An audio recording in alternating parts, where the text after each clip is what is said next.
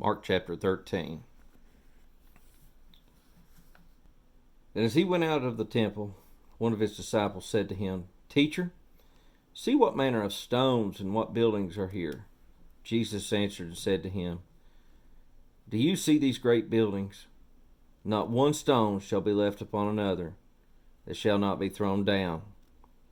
Now as he sat on the Mount of Olives opposite the temple, Peter, James, John, and Andrew asked him privately, Tell us, when will these things be? And what will be the sign when all things have been fulfilled?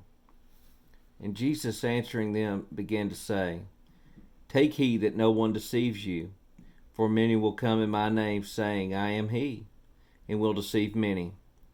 But when you hear of wars and rumors of wars, do not be troubled, for such things must happen, but the end is not yet.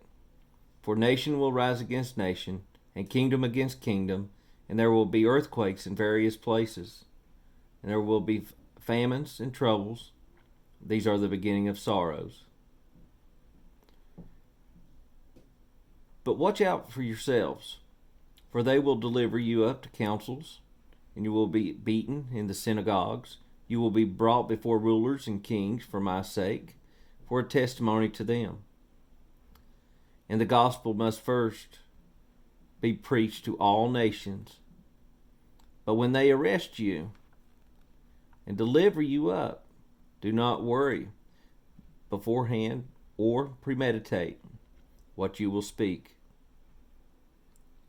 But whatever is given you at that hour, speak that, for it is not you who speak, but the Holy Spirit. Now brother will betray brother to death, and a father his child, and children will rise up against parents and cause them to be put to death. And you will be hated by all for my name's sake. But he who endures to the end shall be saved. So when you see the abomination of desolation spoken of by Daniel the prophet standing where it ought not, let the reader understand. Then let those who are in Judea flee to the mountains. Let him who is on the housetop not go down into the house, nor enter to take anything out of his house. And let him who is in the field not go back to get his clothes. But woe to those who are pregnant and those who are nursing babies in those days. And pray that your flight may not be in winter. For in those days there will be tribulation, such as not seen since the beginning of the creation which God created until this time, nor ever shall be. And unless the Lord has shortened those days, no flesh would be saved, but for the elect's sake,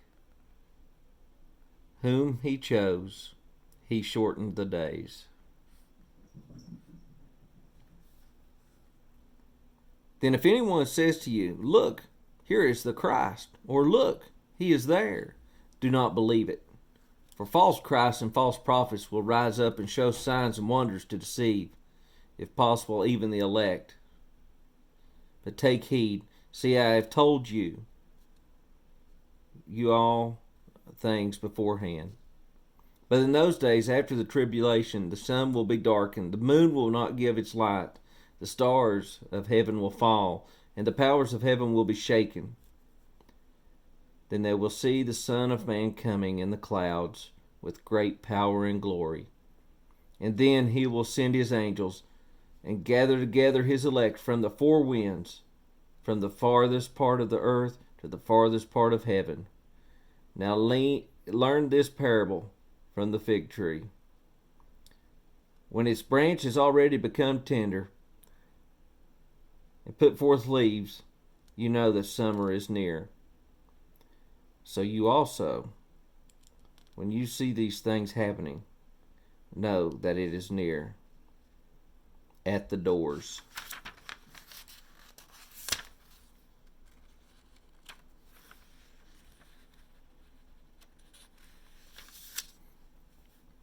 Assuredly I say to you, this generation will by no means pass until all these things take place. Heaven and earth will pass away, but my words will by no means pass away. But of the day and the hour no one knows, not even the angels in heaven, nor the Son, but only the Father.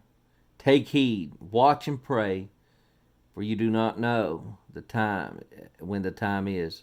It is like man going to a far country who left his house and gave authority to his servants and to keep his work, and commanded the doorkeeper to watch. Watch therefore, for you do not know when the master of the house is coming, in the evening, at midnight, at the crowing of the rooster, or the morning, lest coming suddenly he find you sleeping. And what I say to you, I say to all, watch.